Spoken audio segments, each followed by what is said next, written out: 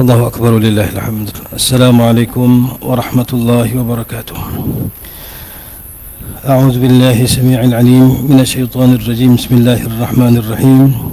بسم الله ما شاء الله لا يسوق الخير إلا الله. بسم الله ما شاء الله لا يصرف السوء إلا الله. بسم الله ما شاء الله ما كان من نعمة فمن الله. بسم الله ما شاء الله لا حول ولا قوة إلا بالله. بسم الله ولا استعانة إلا به. والحمد لله ولا ثناء إلا عليه. والصلاة والسلام على رحمة الله للعالمين ومسك الختام لسائر الأنبياء والمرسلين سيدنا ومولانا محمد الأمين وعلى آله وصحبه ومن سار على نهجه واتبع هداه إلى يوم الدين. أما بعد فإن أصدق الحديث كتاب الله وخير الهدي هدي محمد صلى الله عليه وسلم وشر الأمور محدثاتها وكل محدثة بدعة وكل بدعة ضلالة وكل ضلالة في النار. فنقول اللهم أجرنا من النار ونقول اللهم اجعلنا من الذين يستمعون القول فيتبعون أحسنه. اللهم اهدنا واهد بنا واجعلنا سببا وسبيلا لمن اهتدى واقدر لنا ولهذه الأمة المحمدية الخيرة الخير حيث كان وأينما كانوا فإنك تقدر ونحن لا نقدر وإنك على كل شيء قدير فأنت تعلم ونحن لا نعلم وإنك أنت علام الغيوب. اللهم اجعلنا من الذين إذا أحسنوا استبشروا وإذا أساءوا استغفروا. بشرنا بإحسانك في الدنيا رؤيا سيدنا محمد صلى الله عليه وسلم ووف لنا بجودك يوم القيامة لقيا سيدنا محمد صلى الله عليه وسلم وارزقنا بعفوك يوم النشور شفاعة سيدنا محمد صلى الله عليه وسلم وارزقنا بعفوك يوم النشور شفاعة سيدنا محمد صلى الله عليه وسلم واجعلنا جميعا وللحاضرين والغائبين من صالح أمة سيدنا محمد صلى الله عليه وسلم. وصل اللهم يا ربنا صلاة جلال وسلم سلام جمال على حضرة حبيبك سيدنا محمد واغشه اللهم بنورك كما غشيته سحابة تجليات فنظر إلى وجهك الكريم وبحقيقة الحقائق كلم مولاه العظيم الذي أعاذه من كل سوء. اللهم فرج كربي كما وعدت. اللهم فرج كربنا كما وعدت.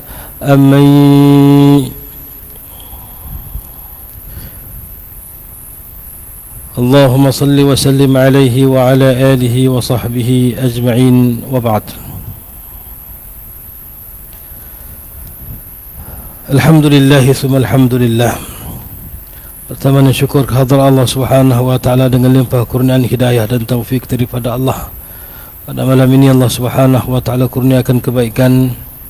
Mudah-mudahan diberikan kesempatan untuk kita kembali bertamu dalam siri-siri kuliah kita ini.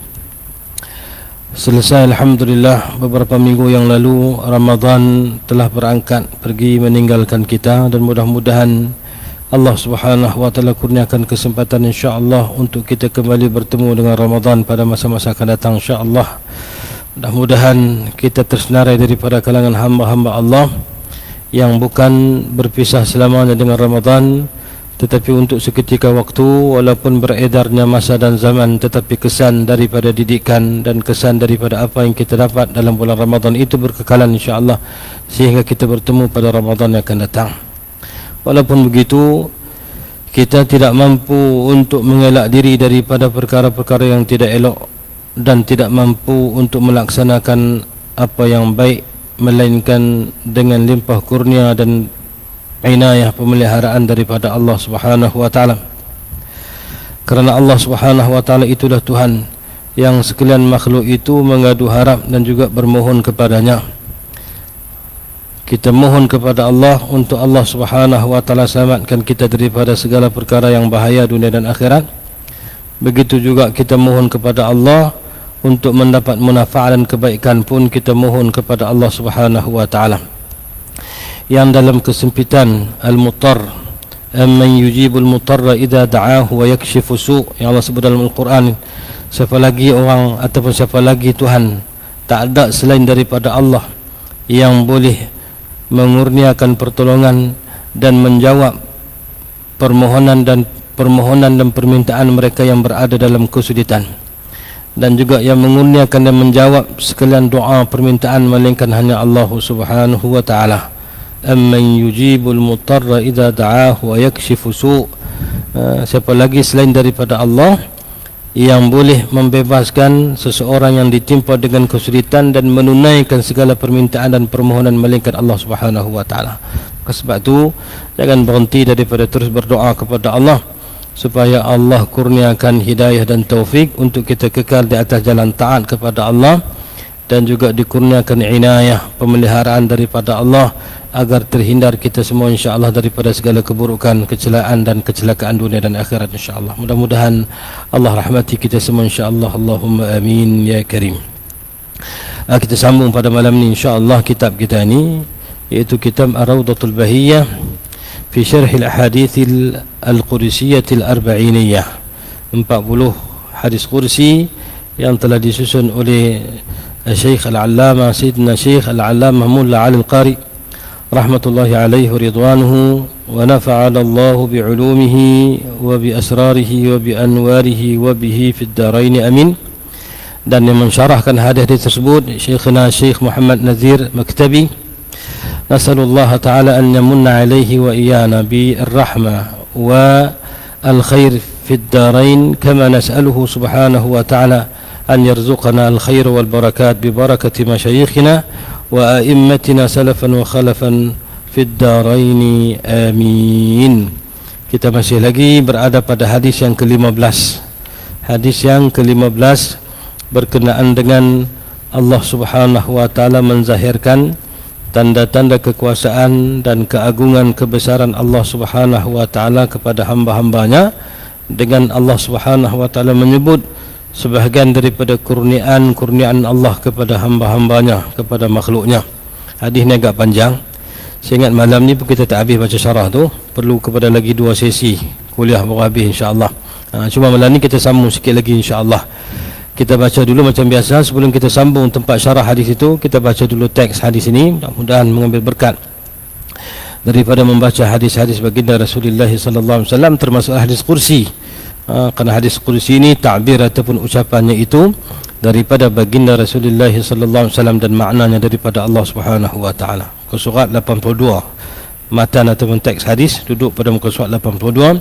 Al-hadithul khamis ashar, qayyumiyyatullahi ala ibadihi wa madhahiru fadlihi alaihim, ila an qala an Abi Dharr radhiyallahu anhu an sayyidina Rasulillah sallallahu alaihi wasallam qala qala Allah ta'ala ya ibadi inni harramtu dhulma ala nafsi wa ja'altuhu muharraman bainakum fala tadhalamu ya ibadi kullukum dhalun illa man hadaytuh fastahduni ahdikum ya ibadi kullukum ja'i'un illa man at'amtuhu fastat'imuni ut'imkum ya ibadi kullukum 'arin illa man kasawtuhu fastaksuni aksukum ya ibadi innakum tukhti'una bil-laili wan-nahar wa ana aghfiru adh-dhunuba jami'a fastaghfiruni aghfir lakum ya ibadi innakum lan tablughu darri fatadurruni wa lan tablughu naf'i fatanfa'uni ya ibadi law anna awwalakum wa akhirakum wa insakum wa jinnakum kanu ala atqa qalbi rajulin wahidin minkum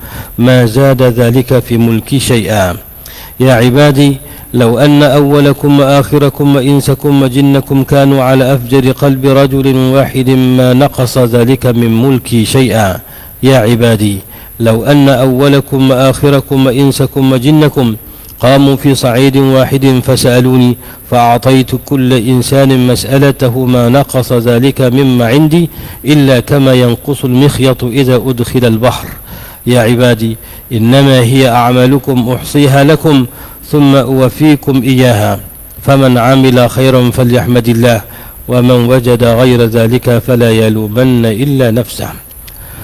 صدق رسول الله صلى الله عليه وسلم. حديث رواه سيدنا الإمام مسلم عليه رحمة الله ورضوانه. Kita dah baca terjemahan hadis pada pertemuan yang lalu. Sambung syarah hadis itu pada muka surat, ikut tanda ni muka surat 90 insya-Allah. Itu pada katanya, itu pada firman Allah Subhanahu wa taala dalam hadis kursi ini, qauluhu fastaksuni aksukum.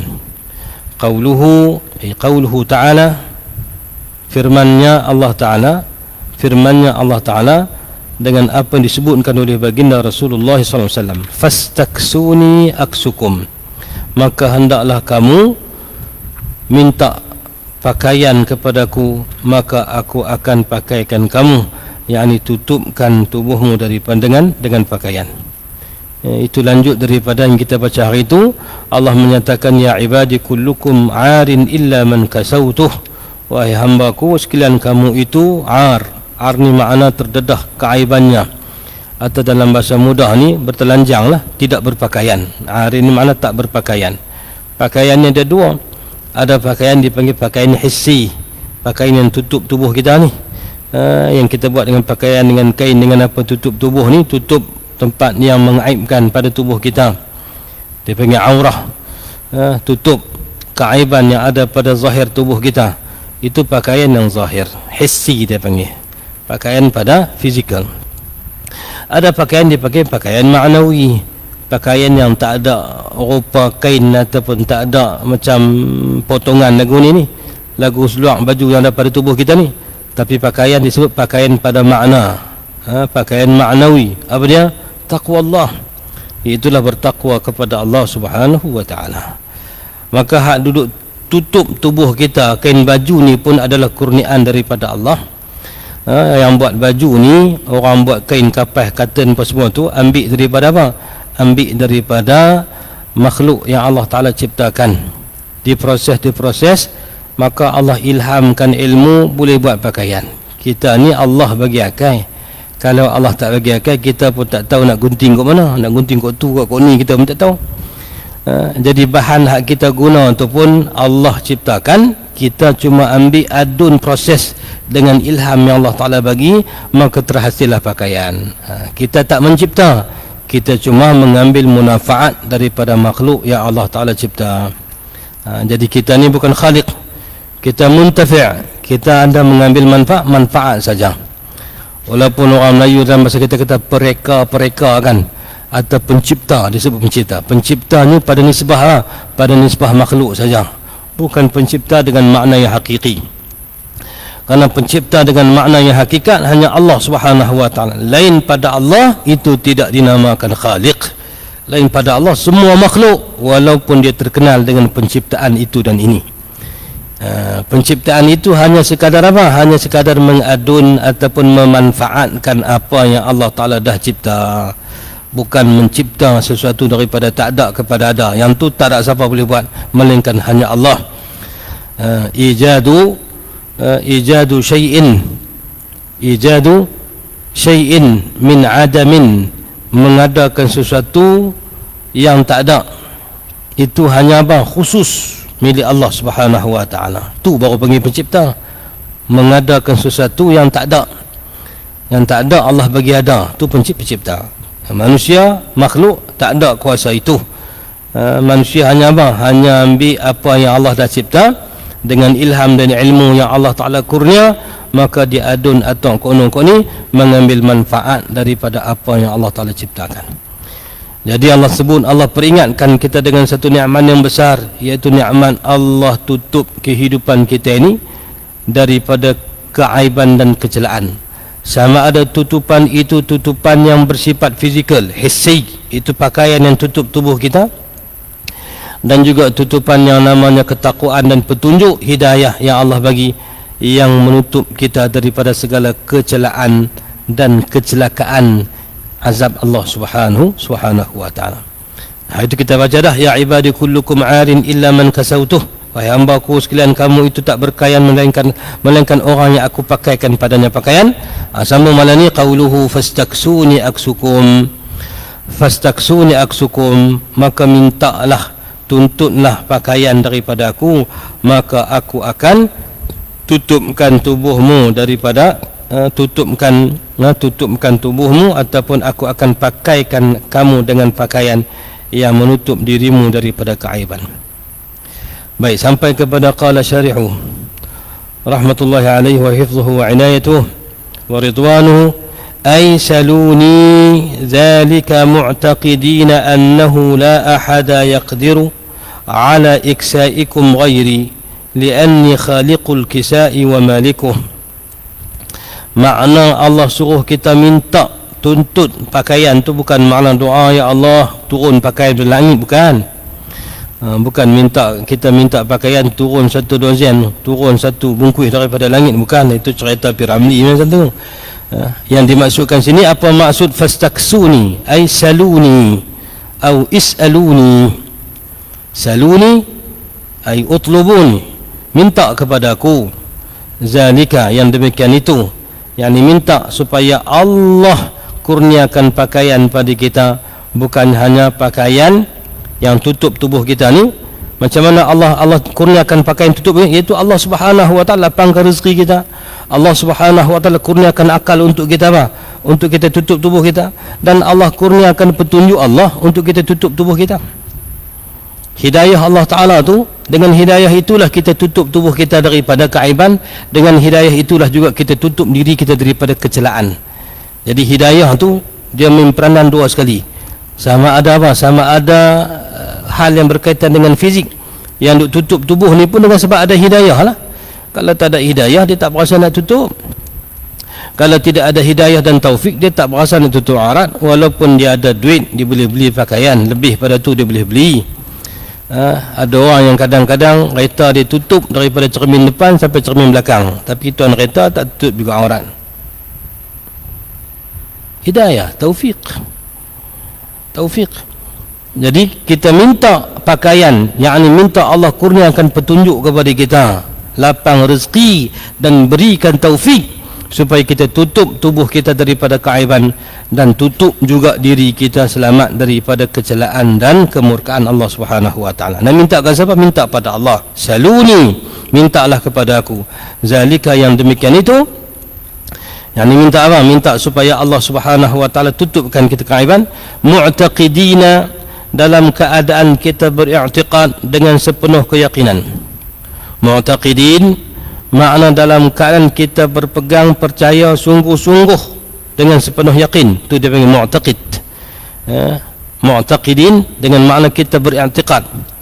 Mintalah yang demikian, mintalah kepada aku yang demikian itu dalam keadaan sungguh-sungguh berpegang, sungguh-sungguh pun percaya, sungguh ya yakin, mu'taqidin ataupun beriktikad, annahu, bahwasanya la ahada, tidak ada seorang pun, tak ada sesiapa pun, yaqdiru, yang berkuasa atau mampu, ala iksaikum, untuk memakaikan kamu akan pakaian, yakni menutup dirimu daripada keaiban, ghairi, selain daripada aku. Jadi kita yang boleh tutup aurat yang zahir ni pun kenapa? Limpah kurnia daripada Allah. Karena Allah bagi akal pada kita ada rasa malu orang tengok tubuh kita. Allah bagi akal pada kita boleh retiak buat pakaian.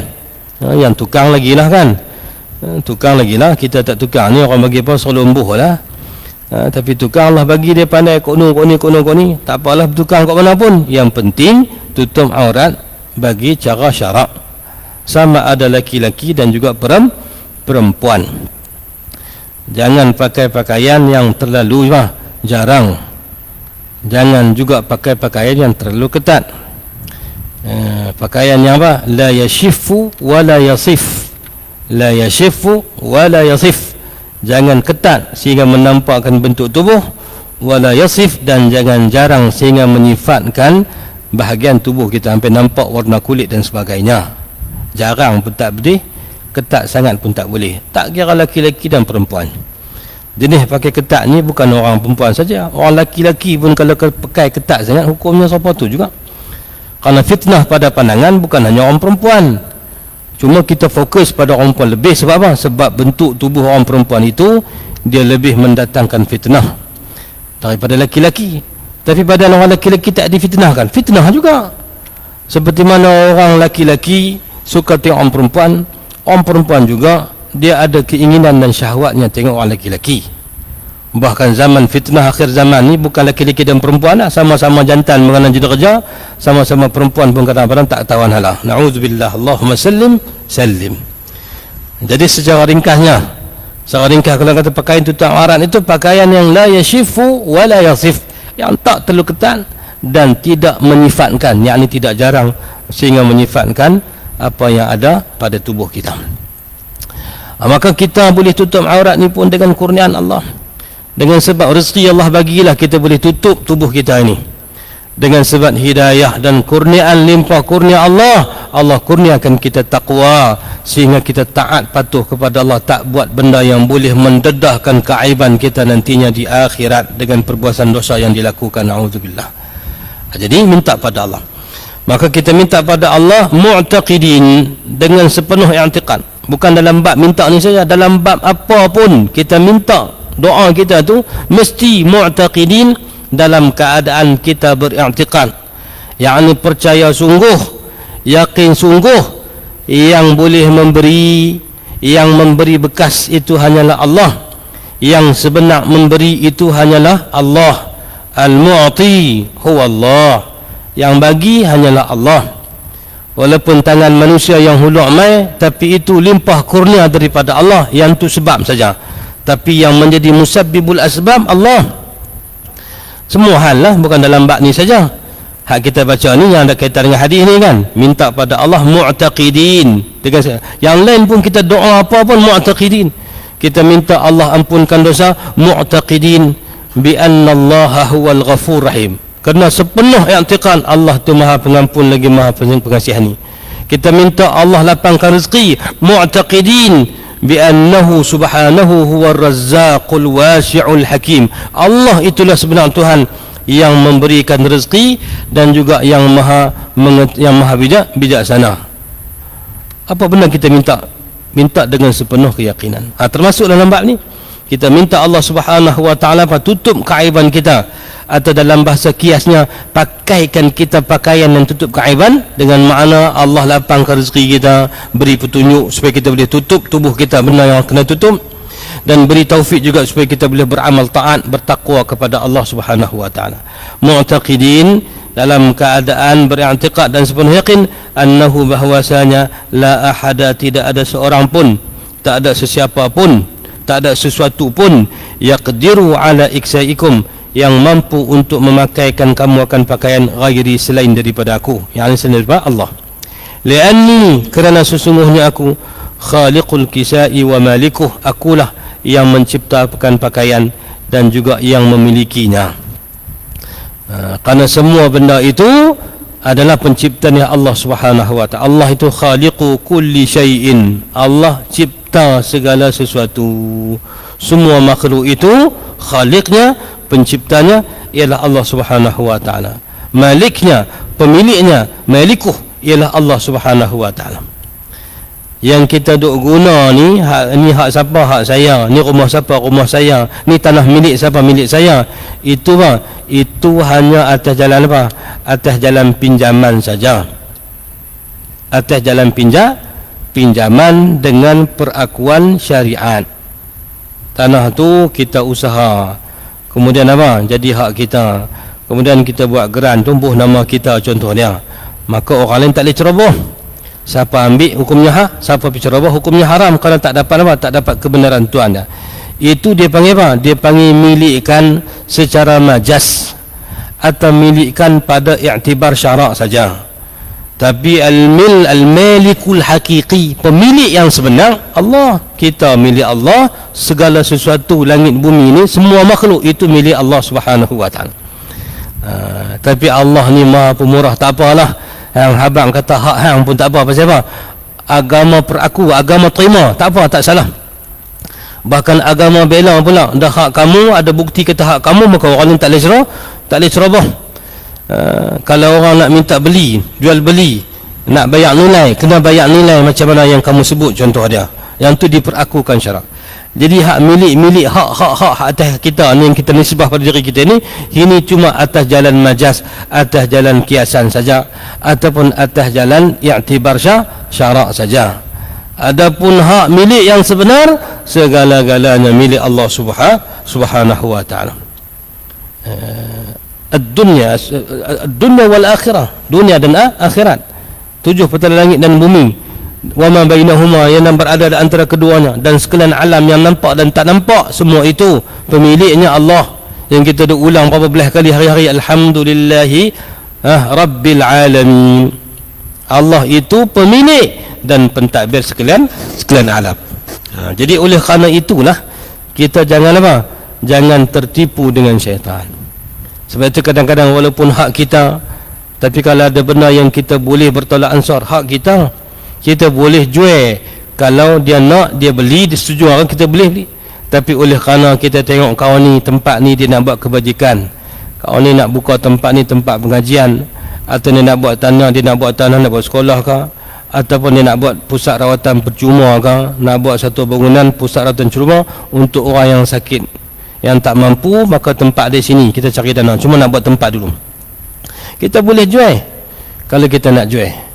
Tapi orang yang bijak nampak akhirat ni, sama ada dia kata tak apalah saya wakaf ni untuk buat, ataupun saya jual juga dengan harga bergam-gam ikut nilai tanah 1 juta contoh dia. Saya jual 1 juta, siapa nak beli sila. Dia pun ada orang sanggup beli 1 juta, dia pun dapat 1 juta. Dia kata saya terima 1 juta dan saya pulangkan 500,000 ini kepada apa? Pihak pengurusan sebagai apa? Sebagai wakaf saya. Ini orang yang cerdik, yang pandai berniaga untuk urusan akhirat. Walaupun hak dia, kalau dia tak mau jual, kita tak boleh kata apa. Cuma orang lah kan, orang tak boleh kira lah. Orang ni kalau dia sakit hati macam-macam, dia kata buta perut lah, semua ni macam dia kata ikut suka dia lah. Tapi dari segi apa? Dari segi hukum syarak, kalau benda tu hak dia, milik dia yang sempurna, kalau dia tak mau jual, tak boleh kata apa. Dan kalau dia nak jual, dia sebut harga yang dia nak, maka orang nak beli kena apa? Kena setujulah. Kalau tak setuju, kena negotiate, kena bincang, nak minta korang kan apa. Sebegitu Allah Subhanahu Wa Taala murah dengan kita ni. Patut-patut kita bukan ada hak nak mengaku hak kita. Pasal apa? Pasal kita pun hak dia.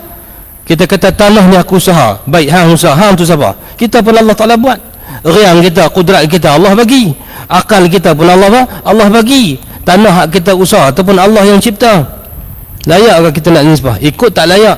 Tetapi kerana luasnya limpah kurnia daripada Allah, tak apalah. Dah hang usaha, maka syariat apa? Syariat Allah memperakukan, membenarkan. Tapi kena ingat dari segi hakikat, bukan hak kita, semuanya milik Allah Subhanahu Wa Taala. Kalau dia ambil pun hak dia, dia bagi pun hak dia. Macam kita doakan orang bila kita ucap takziah kepada saudara kita yang kematian, keluarga ke kawan ke, kita kata inna lillahi ma akhadha wa lahu ma a'ta faltasbir wal tahtasib. Sesungguhnya milik Allah apa yang dia ambil, dan juga milik Allah apa yang dia bagi. Hak dia ambil pun hak dia, hak dia bagi pun hak dia. Bila dia bagi kat kita, pinjam sat, kemudian dia ambil balik, sedih lah kan, sedih. Tapi jangan putus asa dan jangan buruk sangka dengan Allah. Faltasbir, hendaklah kamu bersabar, wal tahtasib, dan harapkan kurniaan limpahan ganjaran daripada Allah Subhanahu Wa Taala. Jadi nak ceritanya, al-maliku al-haqiqiyyu huwa Allah. Pemilik yang sebenar ya Allah Subhanahu Wa Taala. Maka sebab itu disebut dalam syarah itu, kata Syekh Muhammad Nadir Maktabi, li'anni khaliqul kisai, li'anni, karena akulah yang menciptakan pakaian yang tutup tubuh kamu, wa malikuh, dan akulah pemiliknya. Bahkan bukan pakaian saja, ini cuma pada iktibar cerita ni lah, pasal kita dah bercakap pasal pakaian kan, tapi hakikatnya segala sesuatu itu milik Allah. Habis tentu. Kemudian qauluhu ya ibadi innakum tukhti'una bil-laili wan-nahari. Lagi satu Allah panjatkan pula, Allah bagi tahu pula, ya ibadi, wahai sekalian hamba-Ku, innakum, sesungguhnya kamu, tukhti'una makna buat salah ataupun buat dosa, bil-laili wan-nahari, pada waktu malam, bil-lail, wan-nahari, pada waktu siang. Allah peringat kita, kok lupa, kata kita ni banyak dosa dan banyak buat silap dengan Allah Subhanahu Wa Taala. Kalau Allah ungkit satu-satu, mampu kita, na'udzubillah. Tapi Allah sentiasa buka pintu rahmat dan keampunan. Kalau banyak mana pun dosa kau untuk buat, tapi dia bertaubat pada Allah, Allah sanggup untuk menerima permohonan ampun dan permohonan maaf daripada kalangan hamba-hambanya. Besar mana, banyak mana, tapi kalau sungguh nak patah balik, Allah terima dengan apa? Dengan luas rahmat Allah. Allah peringat kita bila kita baca hadis ni, kita renung dalam diri kita masing-masing. Ya ibadi, wahai hamba-hambaku. Siapa? Kita. Innakum tukhti'una bil-laili wan-nahar, sesungguhnya kamu sentiasa buat silap atau buat dosa. Tukhti'un, sentiasa melakukan kesilapan ataupun dosa. Bil-laili wan-nahar, pada waktu malam dan juga siang. Ai, maksudnya tafsirnya, taf'aluna al-khati'ata 'amdan. Taf'aluna, kamu melakukan al-khati'ata, dosa, 'amdan, itu secara sengaja. Apa makna sengaja? Sengaja ni tahu tapi buat juga tu sengaja. Kalau tak sengaja ni dua lah, sama ada li jahlihi atau li jahalatih, kerana tak tahu dia, kejahilannya, atau li nisyanihi wa ghaflatih, ataupun kerana lupa dan lalainya. Kalau tak tahu ataupun terlupa, yang ni ada kira lah, maksudnya apa? Dimaafkan. Tapi kalau hak tinggal itu wajib, dia kena buat juga. Dimaafkan, tak berdosa saja, tapi kalau kewajipan kena buat. Macam orang tu dia terlupa semayang, contoh dia duk berasa lagu semayang asar lah, rupa hak semayang tadi semayang lohor, asar tak semayang lagi. Tengok yang seronok lah main maghrib jemaah lah tu. Dia semayang maghrib jemaah tapi lupa main asar. Elok habis maghrib baru teringat, tengah-tengah duduk semayang tadi teringat, kata aku hari ni tak semayang asar. Maka terlupa tak berdosa. Tapi dia kena apa? Dia kena bayar balik lah, dia kena qada balik. Hak jenis lupa ni tak apa, tak diwajibkan segera, tapi mestilah kena bayar, kena qada, tapi tak wajib segera. Tapi kalau sengaja tinggal, wajib qada dan wajib segera. Bahkan ada mazhab, kalau tak silap mazhab Maliki, kalau orang tu sengaja tinggal solat, dia tak boleh buat. Kalau dia tinggal sembahyang asar, tak sah sembahyang maghrib, melainkan dia kena qada dulu sembahyang asar. Tapi mazhab lain lah, bukan mazhab kita. Mazhab kita ni tak apa, sah, tapi wajib lah, wajib kena qada. Kalau tinggal terlupa, tak wajib segera, wajib qada. Tapi kalau tinggal sengaja, wajib segera dan wajib qada. Baik, jadi yang kata amdan itu, taf'aluna al-khati'ata, kamu melakukan dosa amdan secara sengaja. Dia sebut sengaja ni, ingat, sengaja ni makna bukan lupa dan bukan kerana tak tahu, bukan kerana jahil, bukan kerana nisyan, kerana lupa. Tapi kalau li jahalatihi atau nisyanihi wa ghaflatihi, kalau kerana jahil tak tahu ataupun kerana lupa dan lalai, yang tu dimaafkan. Tapi kalau hak dia tinggal itu kewajipan, dia kena apa? Dia kena qada balik. Kalau yang dia buat tu dosa, dia kena minta ampun pada Allah Subhanahu wa taala lah. Cuma perbuatannya itu dimaafkan kerana apa? Kerana tak tahu. Wahiyaz zambu, yang dikatakan dosa sengaja itu, wahiyaz zambu, iaitulah dosa. Az-zambu dengan al-khati'ah sama maknanya, iaitu dosa. Wa kullu ma ta'ammada fi, wahiyaz zambu, iaitulah dosa. Wa kullu, dan setiap, wa kullu ma, dan setiap barang yang ataupun setiap perkara, ta'ammada fihi, sengaja padanya, al-abdu, oleh seorang hamba itu, mukhalafata, menyalahi, awamirillahi, perintah-perintah Allah, wa nawahihi, dan tegahan-tegahannya ataupun larangannya. Ini dia panggil apa ni? Dia panggil amdan, sesuatu yang sengaja dilakukan menyalahi perintah Allah. Sama ada perintah yang berkaitan dengan suruh, dia panggil awamir, atau perintah yang berkaitan dengan larang, dipanggil nawahi. Wa yuqalu, dan dikatakan khati'a, dikatakan khati'a, lafaz khati'a itu liman irtakabal isma muta'ammidan.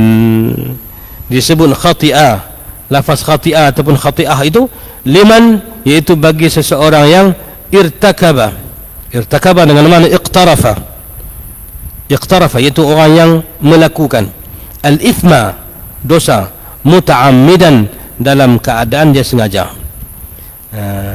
Dalam keadaan sengaja. Kalau buat tak sengaja, dia panggil akhta'a, kan, tersalah.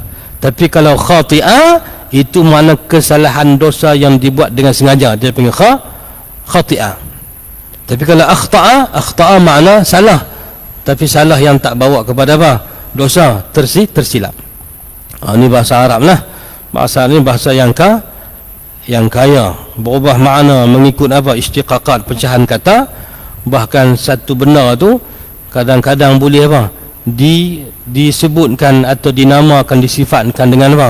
Dengan perkataan ataupun dengan makna atau dengan nama yang banyak. Ini dia panggil kekayaan bahasa Arab. Tak habislah. Kita duk mengaji ini sikit saja, tapi orang yang mengaji takhasus dalam bahasa Arab, yang mengaji memang takhasus dia, pengkhususan dia dalam bahasa Arab, banyak lagi lah. Kadang-kadang contoh dia nak habaq apa? Dia nak habaq sifat duduk lagu ni, duduk lagu tu, duduk kok ni, duduk mengunyuk kaki tu, semua ada nama-nama dia. Semua ada nama-nama dia. Bagi orang yang betul-betul dia panggil mutqinu al-lugha al-arabiyyah, orang yang betul tekun menekuni bahasa Arab dengan tahqiq, itu dia belajarlah. Tapi kita taklah belajar sampai tahu tu. Kerana kebanyakan bahasa yang kita bahasa ni bahasa untuk kita berinteraksi dengan apa? Dengan turas, dengan kitab-kitab turas, dan juga untuk interaksi kita sesama kita. Tapi orang betul-betul menekuni dia panggil bahasa itu, dia belajar semua dari sudut asal usul bahasa, ilmu al-aswat, dia mengaji tentang fiqhul lughah, tentang fiqh, ataupun dia mengaji tentang makna bagi satu perkataan itu berubah walaupun dengan satu baris, walaupun dengan satu perkataan. Ada perkataan yang bertukar ganti berkali huruf saja, ba dengan ayah, kalau ba main depan makna ni, kalau ba pergi belakang makna ni. Wa taban hadhihi min al-tharwa al-lughawiyyah, dia panggil itu sebahagian daripada kekayaan bahasa, sarwa al-lugha al-arabiyyah, kekayaan bahasa Arab yang tidak ada pada bahasa-bahasa yang lain. Wa yuqalu khati'a, dan dikatakan atau disebut khati'a dengan lafaz khati'a itu liman irtakaba, bagi orang yang melakukan al-ithma, dosa, muta'ammidan, dengan sengaja. Wa akhta'a, dan perkataan akhta'a liman fa'ala, bagi seseorang yang fa'ala, melakukan khilaf as-sawab, itu bersalahan dengan yang betul. Orang yang buat satu tindakan bersalahan dengan betul, makna salah lah. Min ghairi ta'ammudin, ay duna ta'ammud, tanpa sengaja, yang tu dia panggil akhta'a. Jadi ada beza lah perkataan apa antara khati'a dengan akhta'a. Kalau khati'a makna buat dosa dengan sengaja, tapi kalau akhta'a melakukan satu kesilapan dengan apa? Tanpa sengaja. Wal khati'atu wal khit'u bima'nan wahidin, dan perkataan khati'ah dan juga khit'un ataupun al khati'atu, satu lagi al khit'u, bima'nan wahidin, itu dengan makna yang satu, yakni makna yang sama. Wa huwa al-ithmu, iaitulah dosa.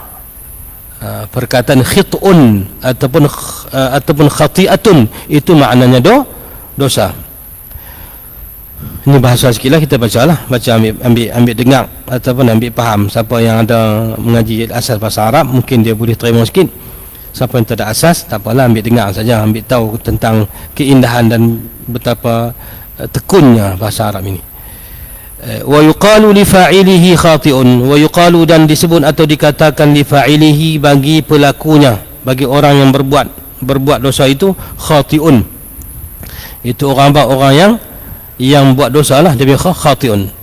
Nahwu qawlihi ta'ala, seperti firman-Nya Allah Ta'ala, a'udzubillahi minasyaitonir rajim, inna qatlahum kana khit'an kabira, inna khat'ahum kana khit'an kabira, ay ithman, sesungguhnya membunuh mereka itu adalah apa? Khit'an, yakni satu dosa, kabiran, yang besar.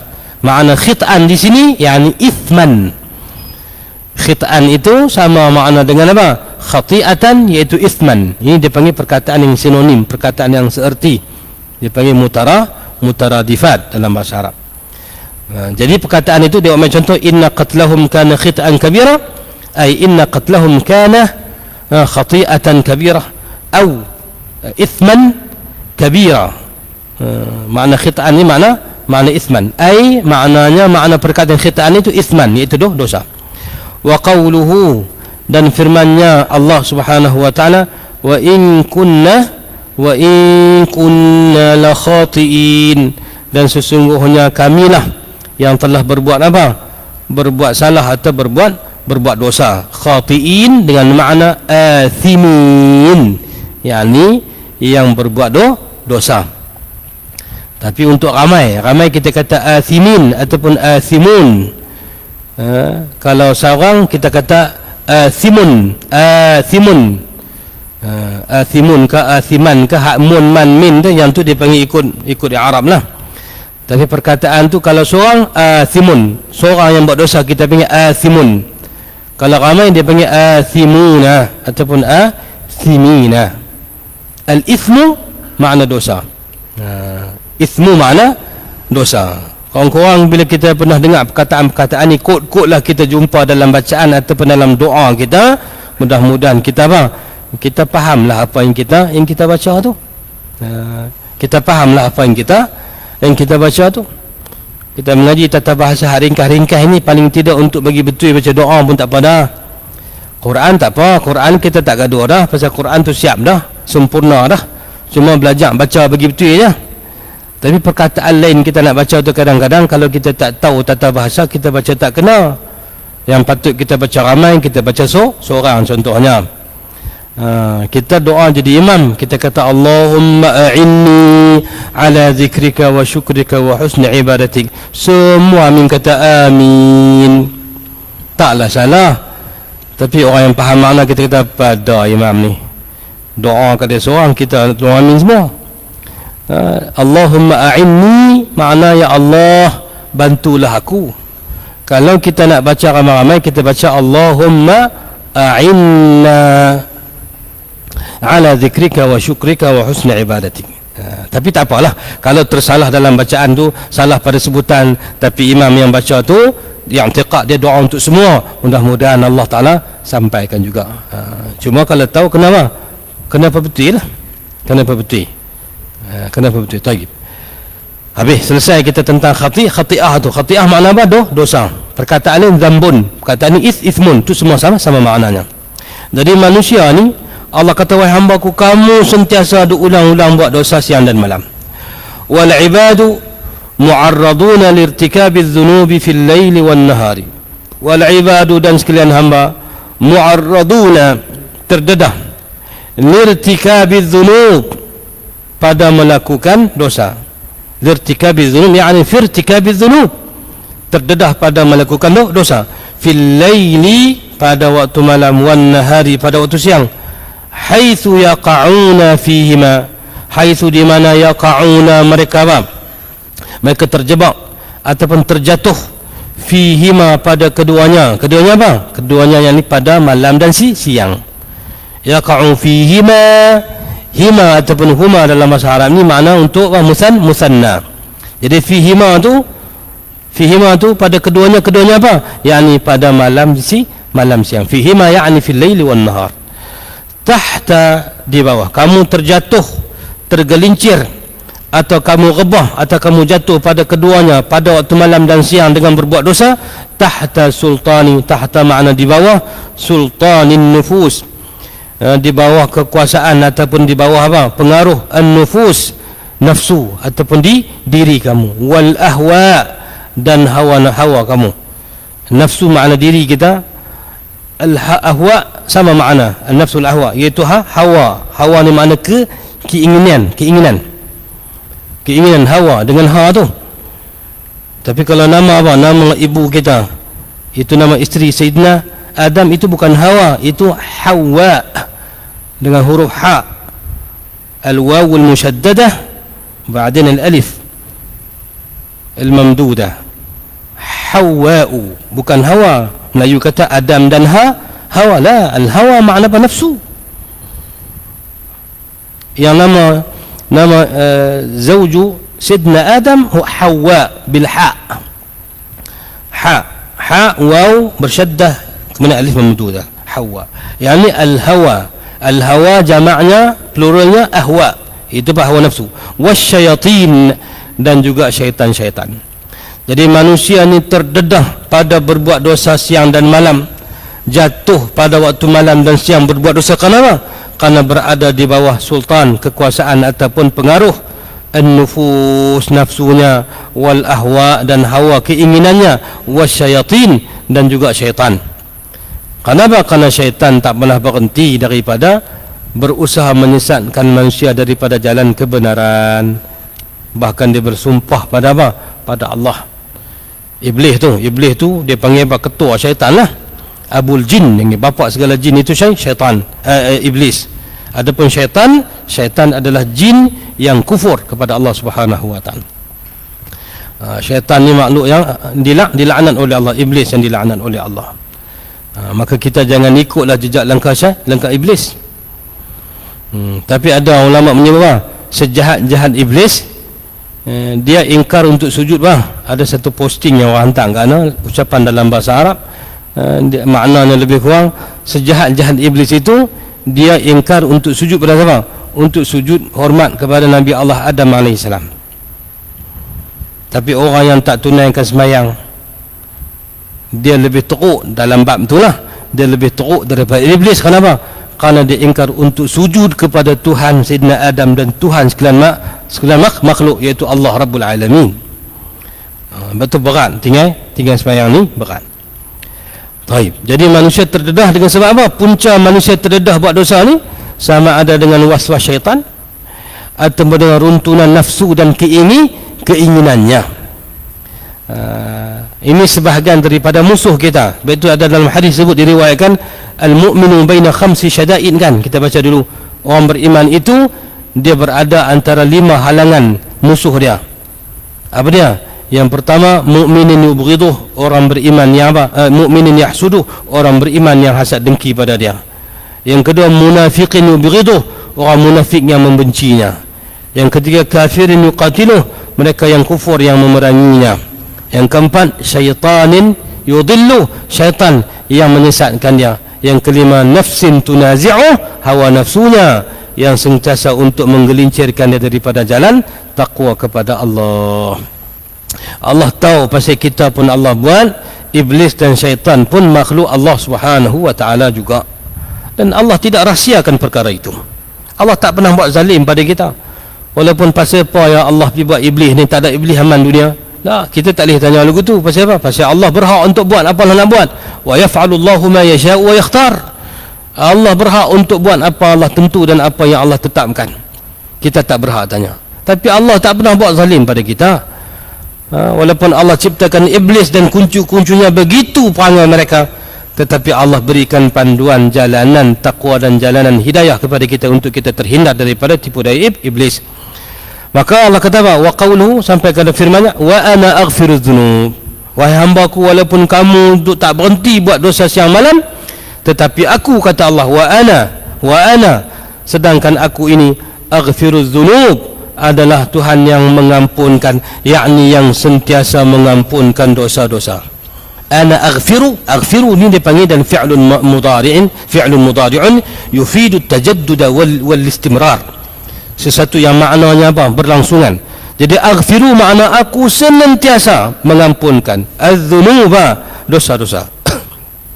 Sekali lagi, aslul ghafri, asal makna al-ghafr, asal perkataan ghafara itu, ghafara yaghfiru, ghafran wa ghufranan, itu asal perkataan kita disebut maghfirah itulah, itu pecahan kata daripada ghafara lah. Asal makna al-ghafru dalam bahasa Arab at-taghtiyatu was-satr. At-taghtiyatu was-satru, yakni apa? Tutup. Taghtiyah dengan as-satru makna tutup. Itu makna ghafara. Ghafara dengan makna ghatta ataupun satara. Makna perkataan ghafara, hak kita terjemah ampun itu, asal makna perkataannya tu tutup.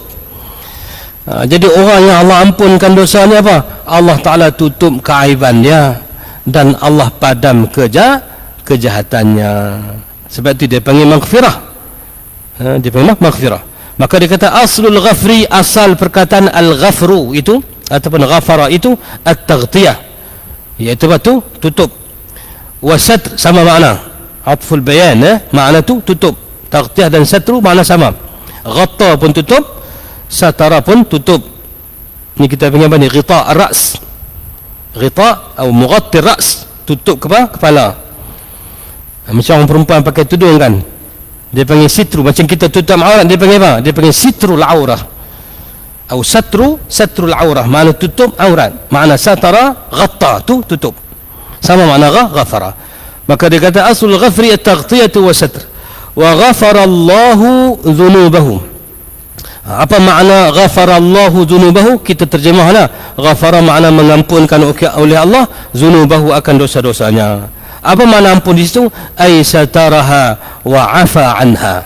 Dengan makna Allah tutup dosa-dosanya itu, sataraha, Allah menutupinya. Nya apa? Nya tu dosa itulah. Perkataan az-dzunub itu kita consider dalam bahasa Arab sebagai kalimah muannas. Dia ada muzakkar, muannas, ada dia panggil yang ada laki-laki dan perempuan lah dalam bahasa Arab ni. Jenis bahagian laki-laki kita panggil muzakkar. Yang perempuan kita panggil muannas. Adalah tata bahasa dia. So itu dia panggil apa? Isim dhamir. Dhamir yang mewakili sesuatu yang disifatkan muannas. So dalam ayat ni sataraha, terjemah Melayu sama aja. Kita kata menutupi akan dia atau menutupinya.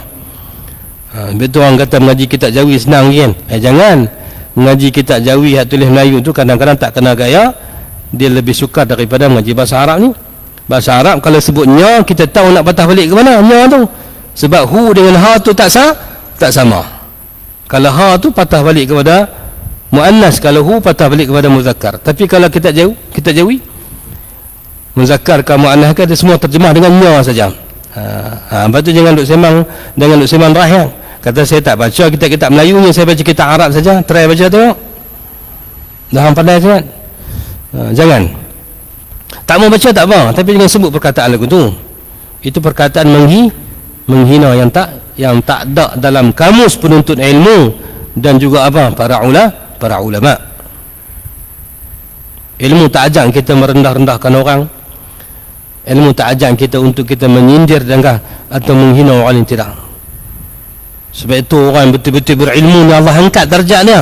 Yarfa'illahu alladhina amanu minkum walladhina utul ilma darajat. Karena ilmu itu mengangkat. Maka sebab itu sifat menghina, sifat menyebut perkataan ataupun dengan perkataan kejian dan hinaan, itu bukan daripada akhlaqil ilm, bukan akhlak orang yang berilmu, bukan akhlak penuntut ilmu atau akhlak para ulama. Sataraha, yakni Allah menutupnya, yakni menutup dosa-dosanya, wa afa anha, dan Allah mengampunkan. Allah mengampunkannya lah, ataupun Allah memaafkannya. Allah menghindarkan dia daripada dosa. Itu makna afa anha. Afa dengan makna al-afu kan. Afu makna memaafkan dia daripada dosa-dosanya. Wal ghafur wal ghaffar. Yang ni pun sering kita jumpa al-ghafur, al-ghaffar. Jalla thana'uhu. Jalla thana'uhu ni makna yang agung akan puji-pujiannya. Siapa dia al-ghafur al-ghaffar ni? Itu Allah. Al-ghafur al-ghaffar ni nama Allah. Al-ghafur, Allah yang maha pemberi ampun. Al-Ghaffar pun sama juga, Allah yang pemberi ampun. Dan kedua-duanya dalam bahasa Arab kita sebut sirah mubalaghah. Itu menunjukkan makna yang banyak dan bersangatan. Kalau Al-Ghafur makna Tuhan yang sangat banyak melimpahkan keampunan kepada hamba-hambanya. Sama makna dengan Al-Ghaffar. Itu bila kita minta ampun pada Allah, kita sebut nama Allah Al-Ghafur. Allahumma ighfir lana dhunubana wa kaffir anna sayyiatina wa tawaffana ma'al abrar innaka antal ghafurur rahim. Masalan, ada munasabah lah. Bila kita minta ampun, kita sebut nama Allah Al-Ghafur, Al-Ghaffar. Bila kita minta rahmat, kita sebut sifat Allah, nama Allah Ar-Rahmanu Ar-Rahim.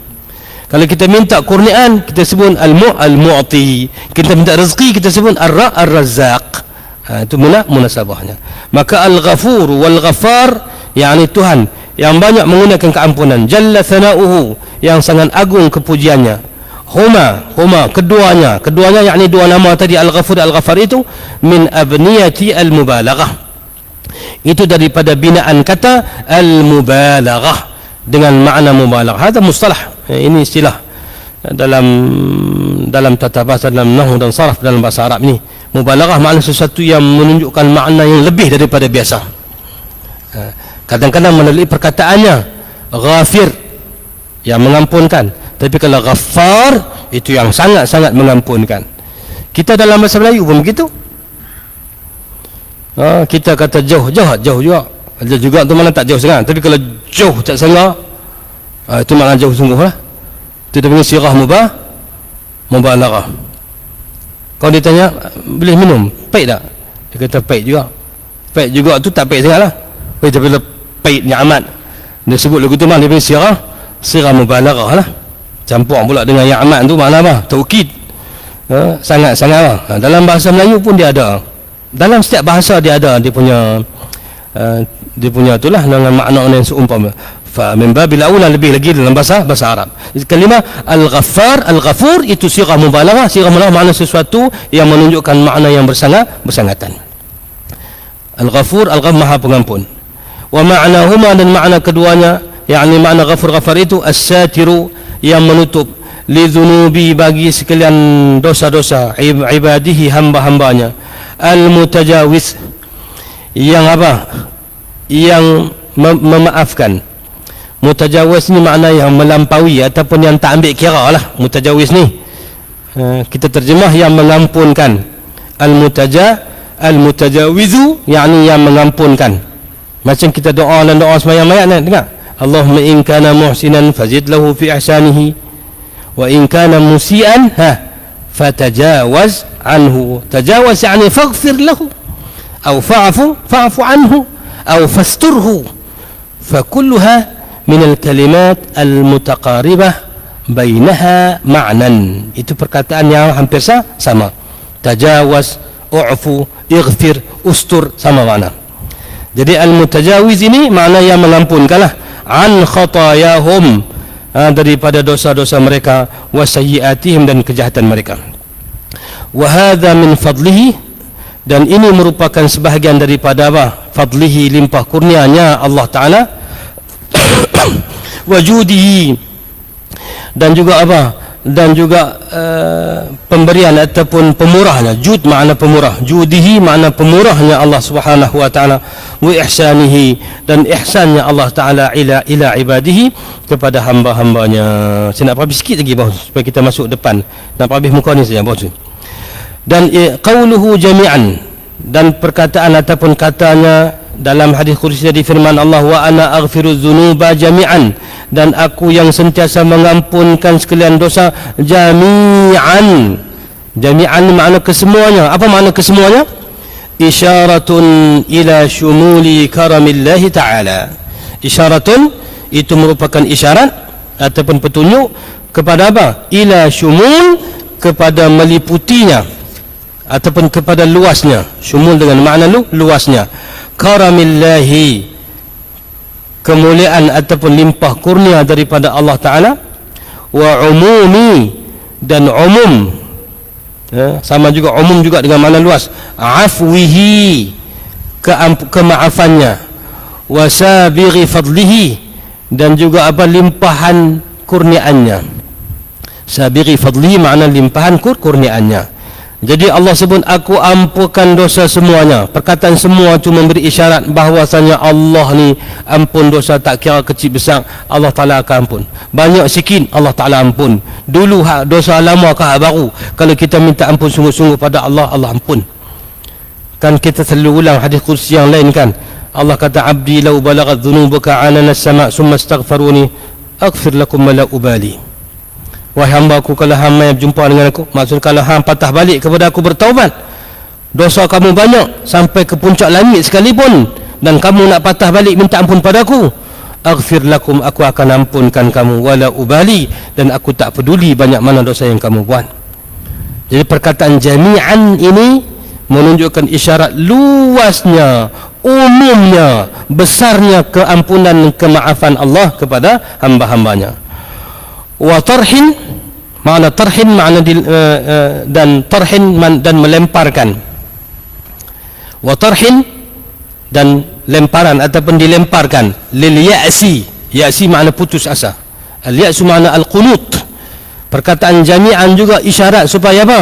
Allah larang kita daripada berputus asa.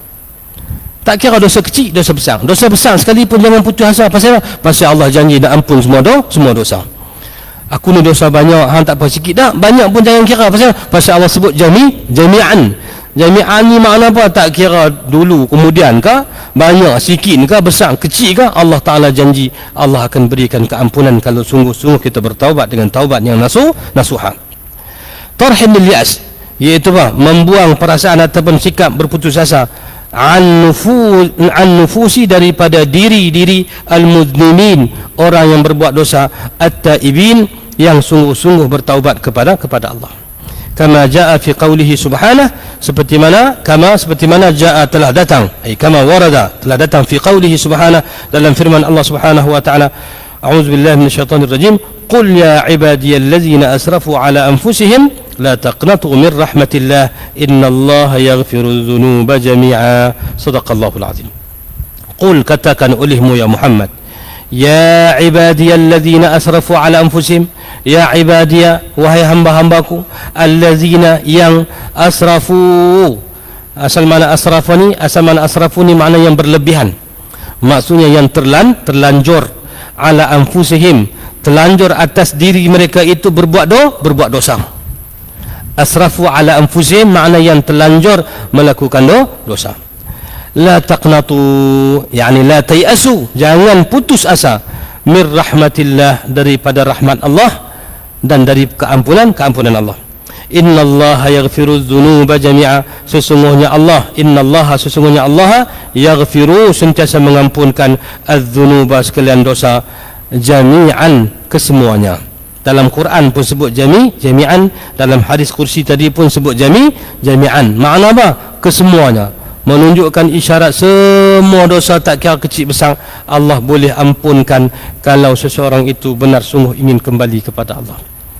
Sebab tu kita ulang, pernah saya sebut sekali kalau masih ingat, satu rangkap syair disebut oleh para ulama, disebut la taqnatan min rahmatillahi innama qunutuka minha min dhunubika a'zamu farahmatuhu lil muhsinina karamatun wa rahmatuhu lit taibina takarrumu. La taqnatan, jangan berputus asa, min rahmatillah, daripada rahmat Allah, innama, kerana hanya saja, qunutuka, putus asanya kamu, minha, daripada rahmat Allah, min dzunubika a'zamu, merupakan sebahagian daripada dosa besar yang kamu lakukan. Dia ingat aku ni dosa besar, aku buat dulu dosa besar, ya Allah lah, Allah tak ampun dah dosa aku. Dosa besar tu dosa besar lah. Dia putus asa, tak mau minta ampun pada Allah, itu juga dosa besar. Na'udzubillah. La taqnata min rahmatillahi innama qunutuka minha min dzunubika a'zamu farahmatuhu lil muhsinina karamatun, sesungguhnya rahmatnya Allah berikan kepada orang buat kebaikan, buat kebajikan itu merupakan karamatun, kemuliaan. Allah balas dengan kemuliaan daripada Allah. Wa rahmatuhu lit taibina, dan rahmat Allah kepada mereka yang bertaubat, makna yang buat dosa bertaubat pada Allah, takarrumu, lebih besar kemuliaan Allah kurniakan kepada mereka. La'anna hunaka al-farq baina karamatun wa takarrumun. Ada beza antara perkataan karamatun daripada karuma, 3 hurufnya, takarrumun daripada takarrama, ta wal kaf mushaddadah 2, ra al kaf, ta kaf, ra mushaddadah 2, mim, 5 huruf. Takarrama ada 5, ta, kaf, ra, mim, takarrama. Adapun karuma, kaf, ra, mim.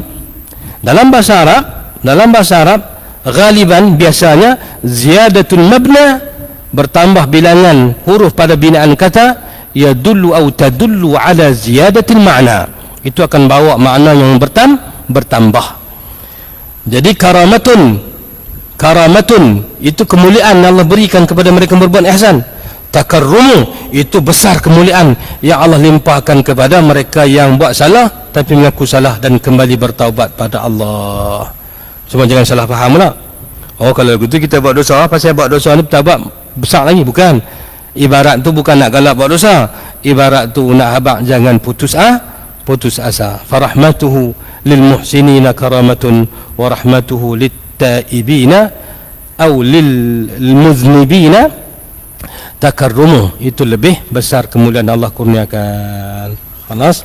Qauluhu fastaghfiruni aghfir lakum wallahu alam. Kita sambung pula insyaallah pada pertemuan kita yang akan datang. Biiznillah taala. Wa sallallahu ala sayyidina Muhammad wa ala alihi wa sahbihi wa barak wasallam. Allahumma innana nahmaduka ala kulli hal wa na'udzu bika min hali ahli an-nar. Allahumma anfa'na bima 'allamtana wa 'allimna ma yanfa'una wa zidna 'ilma ya rabbal alamin. واهدنا كلنا يا ربنا إلى سواء السبيل. اللهم ارزقنا علما نافعا لنا في الدين والدنيا والآخرة ووفقنا للعمل وتقبل منا أعمالنا بقبول حسن يا رب العالمين. اللهم لا تضرب بوجوهنا أعمالنا يوم يقوم الحساب. اللهم إنا نسألك العفو والعافية والمعافاة دائما في الدين والدنيا والآخرة. اللهم سلمنا في أمور ديننا ودنيانا وآخرتنا. اللهم إننا عبادك الفقراء إليك. اللهم لا تحرمنا رحمتك. اللهم لا تحرمنا هدايتك والتوفيق من لدنك يا رب العالمين. أكرمنا بطاعتك وارحمنا بترك المعاصي أبدا أبدا. استر عيوبنا وأمن روعاتنا إنك أنت أرحم الراحمين. اللهم ربنا آتنا في الدنيا حسنة وفي الآخرة حسنة وقنا عذاب النار. صلى الله على سيدنا محمد وعلى آله وصحبه أجمعين والحمد لله رب العالمين.